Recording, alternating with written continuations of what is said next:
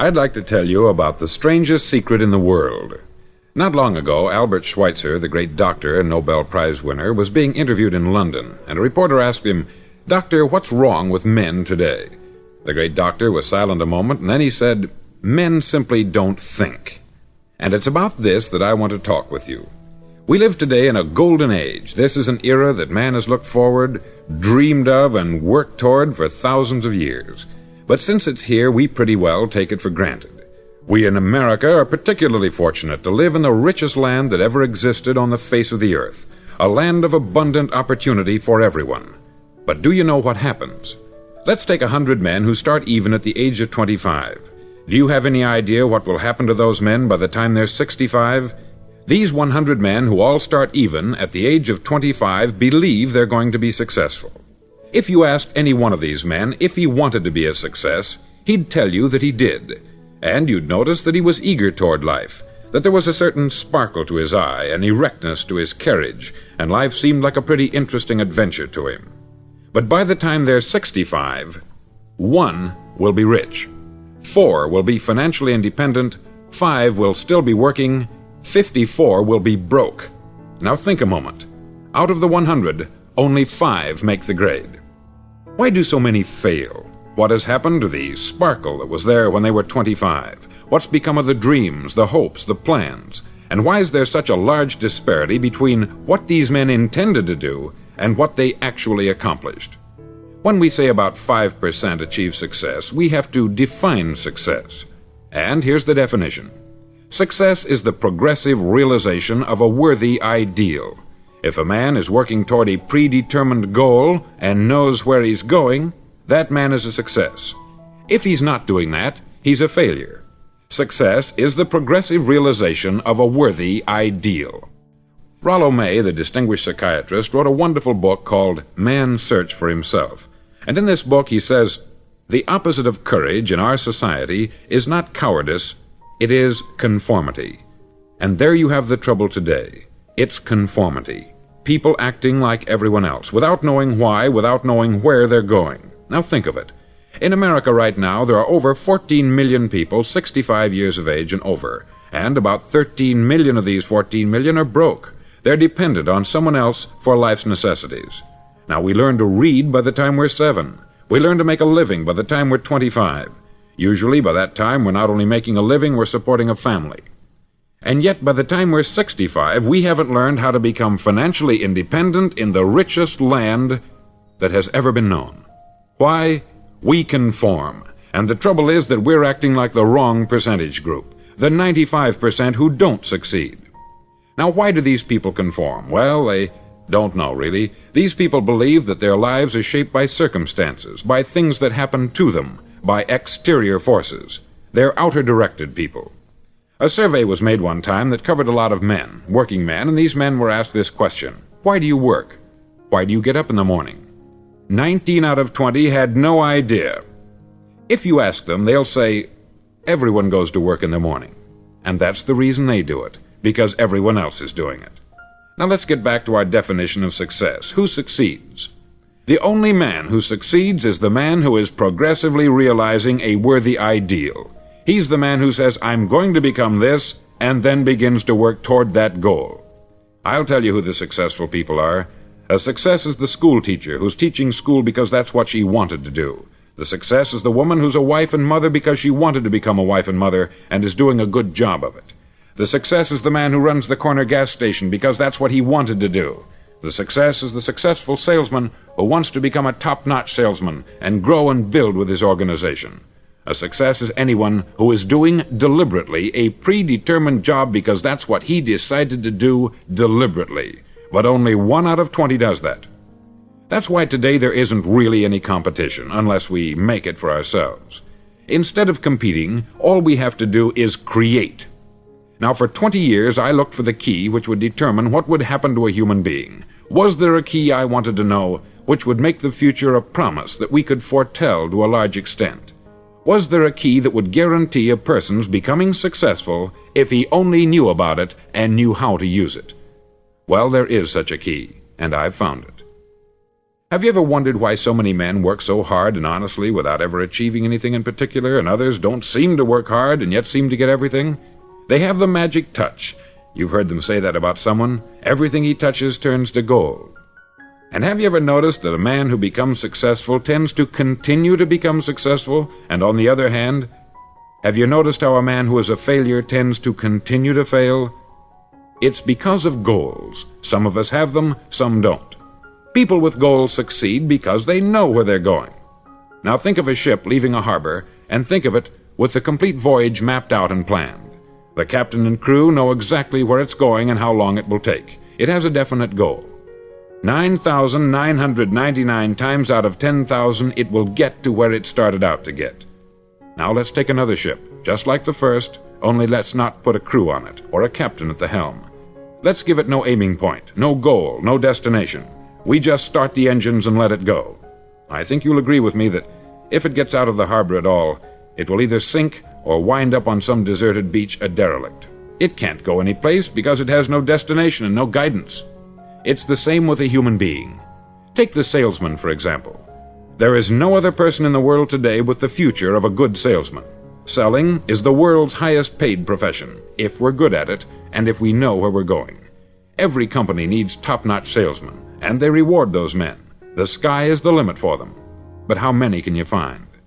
Someone once said, "The human race is fixed, not to prevent the strong from winning, but to prevent the weak from losing." The American economy today can be likened to a convoy in time of war. The entire economy is slowed down to protect its weakest link, just as the convoy had to go at the speed that would permit its slowest vessel to remain in formation. That's why it's so easy to make a living today. It takes no particular brains or talent to make a living and support a family today. So we have a plateau of so-called security, if that's what a person's looking for. But we do have to decide how high above this plateau we want to aim for. Now let's get back to the strangest secret in the world, the story that I wanted to tell you today. Why do men with goals succeed in life, and men without them fail? Well, let me tell you something which, if you really understand it, will alter your life immediately. If you understand completely what I'm going to tell you from this moment on, your life will never be the same again. You'll suddenly find that good luck just seems to be attracted to you. The things you want just seem to fall in line. And from now on, you won't have the problems, the worries, the gnawing lump of anxiety that perhaps you've experienced before. Doubt, fear, well, they'll be things of the past. Here's the key to success, and the key to failure. We become what we think about. Now let me say that again. We become what we think about. Throughout all history, the great wise men and teachers, philosophers and prophets have disagreed with one another on many different things. It is only on this one point that they are in complete and unanimous agreement. Listen to what Marcus Aurelius, the great Roman emperor, said. He said, "A man's life is what his thoughts make of it." Disraeli said this, "Everything comes if a man will only wait. I have brought myself by long meditation to the conviction that a human being with a settled purpose must accomplish it, and that nothing can resist a will that will stake even existence for its fulfillment." Ralph Waldo Emerson said this, "A man is what he thinks about all day long." William James said, "The greatest discovery of my generation is that human beings can alter their lives by altering their attitudes of mind." And he also said, "We need only in cold blood act as if the thing in question were real, and it will become infallibly real by growing into such a connection with our life that it will become real. It will become so knit with habit and emotion that our interest in it will be those which characterize belief." He also said this, "If you only care enough for a result, you will almost certainly attain it. If you wish to be rich, you will be rich. If you wish to be learned, you will be learned. If you wish to be good, you will be good. Only you must then really wish these things, and wish them exclusively, and not wish at the same time 100 other incompatible things just as strongly." In the Bible you read, in Mark 9:23, "If thou canst believe, all things are possible to him that believeth." Dr. Norman Vincent Peale said this, "This is one of the greatest laws in the universe. Fervently do I wish I had discovered it as a very young man. It dawned upon me much later in life, and I've found it to be one of the greatest, if not my greatest discovery, outside of my relationship to God. And the great law, briefly and simply stated, is that if you think in negative terms, you'll get negative results. If you think in positive terms, you will achieve positive results. That is the simple fact which is at the basis of an astonishing law of prosperity and success. In 3 words, believe and succeed. William Shakespeare put it this way: "Our doubts are traitors, and make us lose the good we oft might win, by fearing to attempt." George Bernard Shaw said, "People are always blaming their circumstances for what they are. I don't believe in circumstances. The people who get on in this world are the people who get up and look for the circumstances they want, and if they can't find them, make them." Well, it's pretty apparent, isn't it? And every person who discovered this for a while believed that he was the first one to work it out. We become what we think about. Now, it stands to reason that a person who's thinking about a concrete and worthwhile goal is going to reach it, because that's what he's thinking about.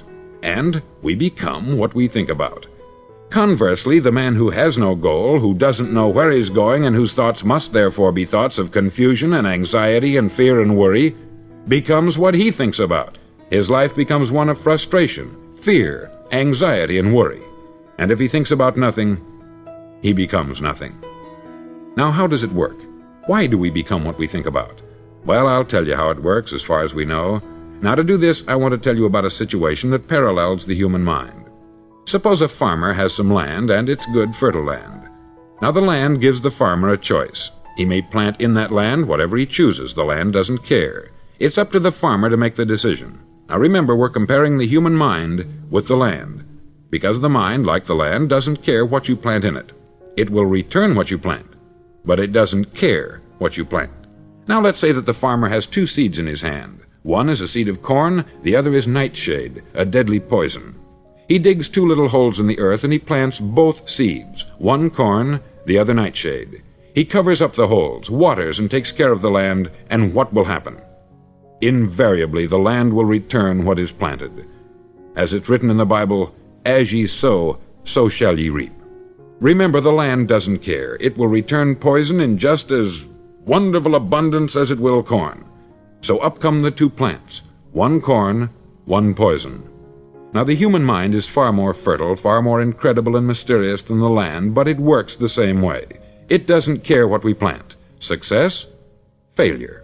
A concrete worthwhile goal, or confusion, misunderstanding, fear, anxiety, and so on. But what we plant, it will return to us. You see, the human mind is the last great unexplored continent on the earth. It contains riches beyond our wildest dreams. It will return anything we want to plant. Now, you might say, well, if that's true, why don't people use their minds more? Well, I think they've figured out an answer to that, too. Our mind comes as standard equipment at birth. It's free, and things that are given to us for nothing we place little value on. Things that we pay money for, we value. The paradox is that exactly the reverse is true. Everything that's really worthwhile in life came to us free. Our mind, our soul, our body, our hopes, our dreams, our ambitions, our intelligence, our love of family and children and friends. All these priceless possessions are free, but the things that cost us money are actually very cheap and can be replaced at any time. A good man can be completely wiped out and make another fortune. He can do that several times. Even if our home burns down, we can rebuild it, but the things we got for nothing, we can never replace. The human mind isn't used merely because we take it for granted. Familiarity breeds contempt. It can do any kind of job we assign to it, but generally speaking, we use it for little jobs instead of big important ones. Universities have proved that most of us are operating on about 10% of our abilities. Decide now, what is it you want? Plant your goal in your mind. It's the most important decision you'll ever make in your entire life. Do you want to be an outstanding salesman, a better worker at your particular job? Do you want to go places in your company, in your community? All you've got to do is plant that seed in your mind. Care for it. Work steadily toward your goal, and it will become a reality. It not only will, there's no way that it cannot. You see, that is a law, like the laws of Sir Isaac Newton, the laws of gravity. If you get on top of a building and jump off, you'll always go down. You'll never go up. And it's the same with all the other laws of nature. They always work, they're inflexible. Think about your goal in a relaxed, positive way. Picture yourself in your mind's eye as having already achieved this goal. See yourself doing the things you will be doing when you've reached your goal. Ours has been called the phenobarbital age, the age of ulcers and nervous breakdowns. At a time when medical research has raised us to a new plateau of good health and longevity, far too many of us worry ourselves into an early grave trying to cope with things in our own little personal ways, without learning a few great laws that will take care of everything for us. These things we bring on ourselves through our habitual way of thinking. Every one of us is the sum total of his own thoughts. He is where he is because that is exactly where he really wants to be, whether he'll admit that or not. Each of us must live off the fruit of his thoughts in the future, because what you think today and tomorrow, next month and next year, will mold your life and determine your future. You're guided by your mind. I remember one time I was driving through Arizona and I saw one of those giant earth-moving machines roaring along the road at about 35 miles an hour with what looked like 20 tons of dirt in it, a tremendous, incredible machine, and there was a little man perched way up on top with the wheel in his hands guiding it. And as I drove along, I was struck by the similarity of that machine to the human mind. Just suppose you're sitting at the controls of such a vast source of energy. Are you going to sit back and fold your arms and let it run itself into a ditch? Or are you going to keep both hands firmly on the wheel and control and direct this power to a specific, worthwhile purpose? It's up to you. You're in the driver's seat. You see, the very law that gives us success is a two-edged sword. We must control our thinking. The same rule that can lead a man to a life of success, wealth, happiness, and all the things he's ever dreamed of for himself and his family, that very same law can lead him into the gutter. It's all in how he uses it, for good or for bad. This is the strangest secret in the world. Now, why do I say it's strange, and why do I call it a secret? Actually, it isn't a secret at all. It was first promulgated by some of the earliest wise men, and it appears again and again throughout the Bible. But very few people have learned it, understand it. That's why it's strange, and why, for some equally strange reason, it virtually remains a secret. I believe that you could go out and walk down the main street of your town and ask one man after another what the secret of success is, and you probably wouldn't run into one man in a month who could tell you. Now, this information is enormously valuable to us, if we really understand it and apply it. It's valuable to us not only for our own lives, but the lives of those around us, our family, employees, associates, and friends. Life should be an exciting adventure. It should never be a bore. A man should live fully, be alive. He should be glad to get out of bed in the morning. He should be doing a job he likes to do because he does it well. One time I heard Grove Patterson make a speech, the editor-in-chief of the Toledo Daily Blade, and as he concluded his speech, he said something that I've never forgotten. He said something like this: "My years in the newspaper business have convinced me of several things, among them that people are basically good, and that we came from someplace, and we're going someplace. So we should make our time here an exciting adventure. The architect of the universe didn't build a stairway leading nowhere." And the greatest teacher of all, the carpenter from the plains of Galilee, gave us the secret time and time again. "As ye believe, so shall it be done unto you." I've explained the strangest secret in the world and how it works. Now I want to explain how you can prove to yourself the enormous returns possible in your own life by putting this secret to a practical test. I want you to make a test that will last 30 days. Now, it isn't going to be easy. If you'll give it a good try, it will completely change your life for the better. Back in the 17th century, Sir Isaac Newton, the English mathematician and natural philosopher, gave us some natural laws of physics which apply as much to human beings as they do to the movement of bodies in the universe. Now, one of these laws is that for every action, there is an equal and opposite reaction. Simply stated, as it applies to you and me, it means we can achieve nothing without paying the price. The results of your 30-day experiment will be in direct proportion to the effort you put forth. To be a doctor, you must pay the price of long years of difficult study. To be successful in selling, and remember that each of us succeeds to the extent of his ability to sell, selling our families on our ideas, selling education in schools, selling our children on the advantages of living the good and honest life, selling our associates and employees on the importance of being exceptional people, to, of course, the profession of selling itself. But to be successful in selling our way to the good life, we must be willing to pay the price. Now, what is that price? Well, it's many things. First, it's understanding emotionally, as well as intellectually, that we literally become what we think about, that we must control our thoughts if we're to control our lives. It's understanding fully that, as ye sow, so shall ye reap. Secondly, it's cutting away all the fetters from the mind and permitting it to soar as it was divinely designed to do. It's the realization that your limitations are self-imposed, and that the opportunities for you today are enormous beyond belief. It's rising above narrow-minded pettiness and prejudice.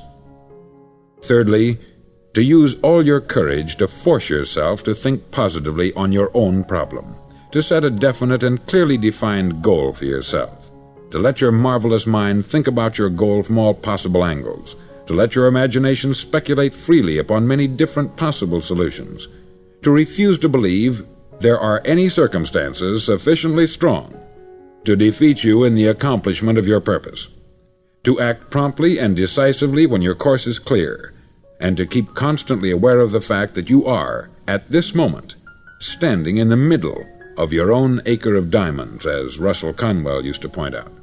Fourth, save at least 10% of what you earn. It's also remembering that no matter what your present job, it has enormous possibilities if you're willing to pay the price. Now let's just go over the important points in the price each of us must pay to achieve the wonderful life that can be ours. It is, of course, worth any price. 1. You will become what you think about. 2. Remember the word imagination. Let your mind soar. 3. Courage. Concentrate on your goal every day. 4. Save 10% of what you earn. And action. Ideas are worthless unless we act on them. Now I'll try to outline the 30-day test I want you to make. Now keep in mind that you have nothing to lose by making this test, and everything you could possibly want to gain. There are two things that may be said of everyone. Each of us wants something, and each of us is afraid of something. I want you to write on a card what it is you want more than anything else. It may be more money. Perhaps you'd like to double your income or make a specific amount of money. It may be a beautiful home. It may be success at your job. It may be a particular position in life. It could be a more harmonious family. Each of us wants something. Write down on your card specifically what it is that you want. Make sure it's a single goal and clearly defined. You needn't show it to anyone, but carry it with you so that you can look at it several times a day. Think about it in a cheerful, relaxed, positive way each morning when you get up, and immediately you have something to work for, something to get out of bed for, something to live for. Look at it every chance you get during the day and just before going to bed at night. As you look at it, remember that you must become what you think about, and since you're thinking about your goal, you realize that soon it will be yours. In fact, it's yours really the moment you write it down and begin to think about it. Look at the abundance all around you as you go about your daily business. You have as much right to this abundance as any other living creature. It's yours for the asking. Now we come to the difficult part.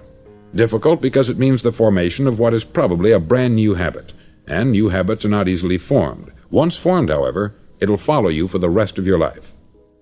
Stop thinking about what it is you fear. Each time a fearful or negative thought comes into your consciousness, replace it with a mental picture of your positive and worthwhile goal. There will come times when you will feel like giving up. It's easier for a human being to think negatively than positively. That's why only 5% is successful.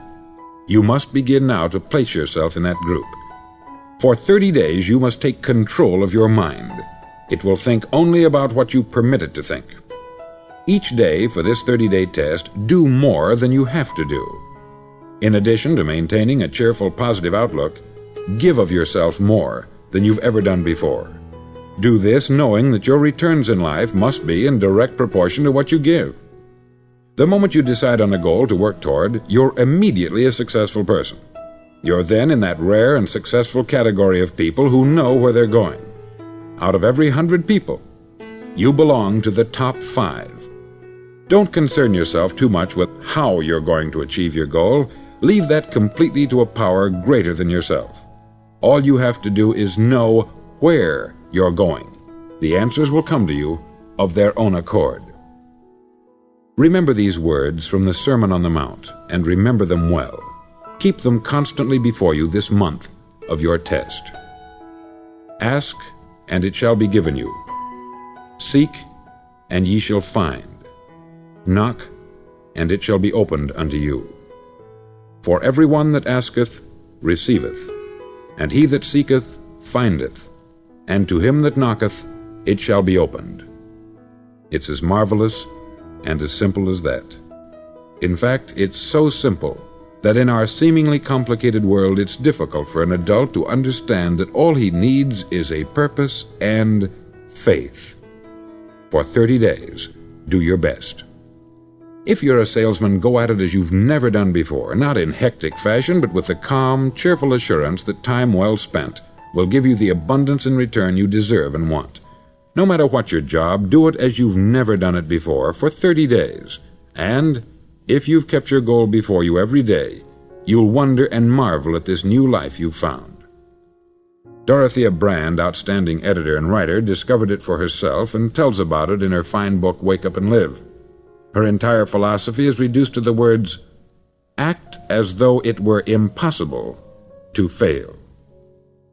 She made her own test with sincerity and faith, and her entire life was changed to one of overwhelming success. Now you make your test for 30 full days. Don't start your test until you've made up your mind to stick with it.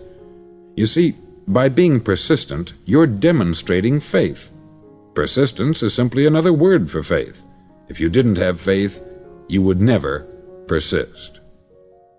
If you should fail during your first 30 days, by that I mean suddenly find yourself overwhelmed by negative thoughts, you've got to start over again from that point and go 30 more days. Gradually your new habit will form until you find yourself one of that wonderful minority to whom virtually nothing is impossible. Don't forget the card. It's vitally important as you begin this new way of living. On one side of the card, write your goal, whatever it may be. On the other side, write the words we've quoted from the Sermon on the Mount. Ask, and it shall be given you. Seek, and ye shall find. Knock, and it shall be opened unto you. Nothing great was ever accomplished without inspiration. See that during these crucial first 30 days, your own inspiration is kept at a peak. Above all, don't worry. Worry brings fear, and fear is crippling. The only thing that can cause you to worry during your test is trying to do it all yourself. Know that all you have to do is hold your goal before you. Everything else will take care of itself. Remember also to keep calm and cheerful. Don't let petty things annoy you and get you off course. Now, since making this test is difficult, some may say, well, why should I bother? Well, look at the alternative. No one wants to be a failure. No one really wants to be a mediocre individual. No one wants a life constantly filled with worry, fear, and frustration. Therefore, remember that you must reap that which you sow. If you sow negative thoughts, your life will be filled with negative things. If you sow positive thoughts, your life will be cheerful, successful, and positive. Now, gradually, you will have a tendency to forget what you've heard on this record. Play it often. Keep reminding yourself of what you must do to form this new habit. Gather your whole family about and listen to what's been said here at regular intervals. You know, most men will tell you that they want to make money without understanding the law. The only people who make money work in the mint. The rest of us must earn money. This is what causes those who keep looking for something for nothing or a free ride to fail in life. The only way to earn money is by providing people with services or products which are needed and useful. We exchange our product or service for the other man's money. Therefore, the law is that our financial return will be in direct proportion to our service. Success is not the result of making money. Making money is the result of success, and success is in direct proportion to our service. Most people have this law backwards. They believe that you're successful if you earn a lot of money. The truth is that you can only earn money after you're successful. It's like the story of the man who sat in front of the stove and said to it, "Give me heat, and then I'll add the wood." How many men and women do you know, or do you suppose there are today, who take the same attitude toward life? There are millions. We've got to put the fuel in before we can expect heat. Likewise, we've got to be of service first before we can expect money. Don't concern yourself with the money. Be of service. Build, work, dream, create. Do this, and you'll find there's no limit to the prosperity and abundance that will come to you. Prosperity is founded upon a law of mutual exchange. Any person who contributes to prosperity must prosper in turn himself. Sometimes the return will not come from those you serve, but it must come to you from someplace, for that is the law. For every action, there is an equal and opposite reaction. As you go daily through your 30-day test period, remember that your success will always be measured by the quality and quantity of service you render, and money is a yardstick for measuring this service. No man can get rich himself unless he enriches others. There are no exceptions to a law. You can drive down any street in America and from your car estimate the service that's being rendered by the people living on that street. Had you ever thought of this yardstick before? It's interesting. Some, like ministers and priests and other devoted people, measure their returns in the realm of the spiritual, but again, their returns are equal to their service. Once this law is fully understood, any thinking person can tell his own fortune. If he wants more, he must be of more service to those from whom he receives his return. If he wants less, he has only to reduce this service. This is the price you must pay for what you want. If you believe you can enrich yourself by deluding others, you can only end by deluding yourself. It may take some time, but just as surely as you breathe, you'll get back what you put out. Don't ever make the mistake of thinking you can avert this. It's impossible. The prisons and the streets where the lonely walk are filled with people who tried to make new laws just for themselves. We may avoid the laws of man, but there are greater laws that cannot be broken. An outstanding medical doctor recently pointed out 6 steps that will help you realize success. 1. Set yourself a definite goal. 2. Quit running yourself down. 3. Stop thinking of all the reasons why you cannot be successful, and instead think of all the reasons why you can. 4. Trace your attitudes back through your childhood and try to discover where you first got the idea you couldn't be a success, if that's the way you've been thinking. 5. Change the image you have of yourself by writing out a description of the person you would like to be. And 6. Act the part of the successful person you have decided to become. The doctor who wrote those words is a noted West Coast psychiatrist, David Harold Fink, M.D. Do what all experts since the dawn of recorded history have told you you must do. Pay the price by becoming the person you want to become. It's not nearly as difficult as living unsuccessfully. Make your 30-day test. Then repeat it. Then repeat it again. Each time it will become more a part of you until you'll wonder how you could ever have lived any other way. Live this new way, and the floodgates of abundance will open and pour over you more riches than you may have dreamed existed. Money? Yes, lots of it. But what's more important, you'll have peace. You'll be in that wonderful minority who lead calm, cheerful, successful lives. Start today. You have nothing to lose, but you have a life to win.